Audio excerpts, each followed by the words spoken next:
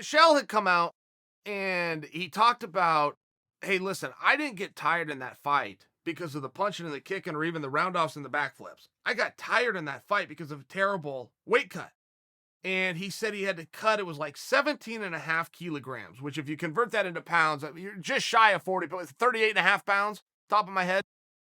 He said, oh, and to make that even worse, my cornerman had a visa issue, didn't get there in time. I did it all by myself. Now, you may not understand the relevance of that, but believe me, there's a relevance to that. To have to show that level of discipline and focus and self-torture, quite frankly, and to do it alone is a very tough thing to do. And I don't think that he was making an excuse. I think he shared something with us. I take him at his word. But there's a bigger conversation going on here. And in combat, it's the only sport and the only profession that I know of where they weigh you in before they let you go to work. It's a very rare walk of life. I don't have a lot of sympathy for anyone who misses weight. I just don't. But the reason I don't is I grew up as a wrestler. And from 9 years old to 24 years old, I weighed in every single Saturday. When I got into high school, I had to weigh in Thursday nights. That's when we had our dual meets. And then I would have a tournament on Saturday. So for parts of I was weighing in twice a week. What that did, though, guys, and where it's different in combat, what that did, I was always within striking distance. How am I going to weigh in on Thursday and then miss it on Saturday? Right? You see, how am I going to weigh in on Saturday, 5 days later, Thursday's here again, and then miss it? I was always within striking distance. That had a built-in discipline to it. It forced me to be within weight. It forced me to constantly be looking at the scale. And these were my surroundings. These were my friends and teammates and club members. This is what they were doing too.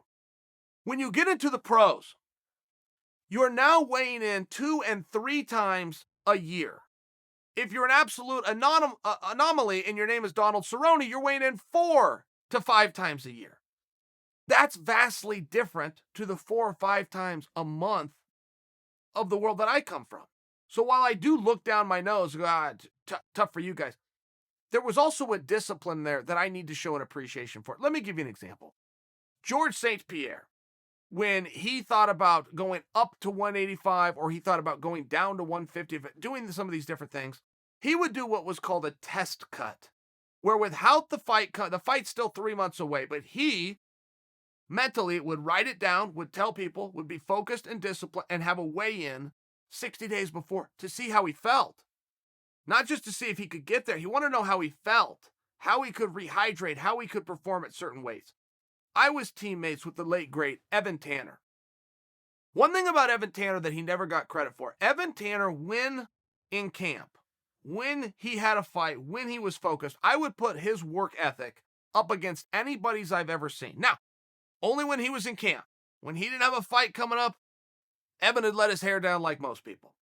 But while in camp, he could go move for move, sweat for sweat, minute for minute with the hard, like Randy Couture, some of the hardest workers you've ever met or heard of. He had that kind of a work ethic. But Evan also had built-in discipline. He would do test cuts. He would practice would be over. Evan would go put his plastics on. You guys know what plastics are? It's to help you sweat and lose weight. He'd be jumping rope, running over to the scale, check. Evan, what are you doing?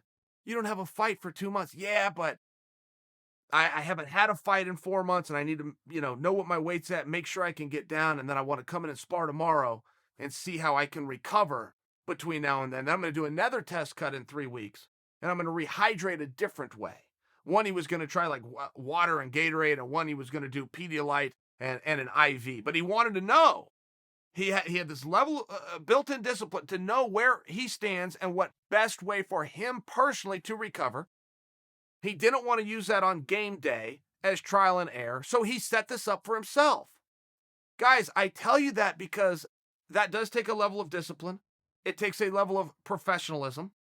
But when I'm talking about Evan Tanner, you're also talking about somebody that got to a world championship. So that's kind of a guy who you'd like some insight to. That's kind of a guy, if he's doing these kinds of things, and he had his own secrets and his own discipline and his own methods, it's something that could possibly be very useful. And you do need to know that as fighters. Look, if you're an aspiring fighter, what do I got to do? For Scott Coker to call me? How do I get in to the UFC? If you're sitting there wondering those things, if you ever have a moment, in front of one of the bosses, they will tell you, be ready, be in shape, have your medicals ready so you can get licensed, and be ready to make weight. It's as simple as that. The best way in is short notice.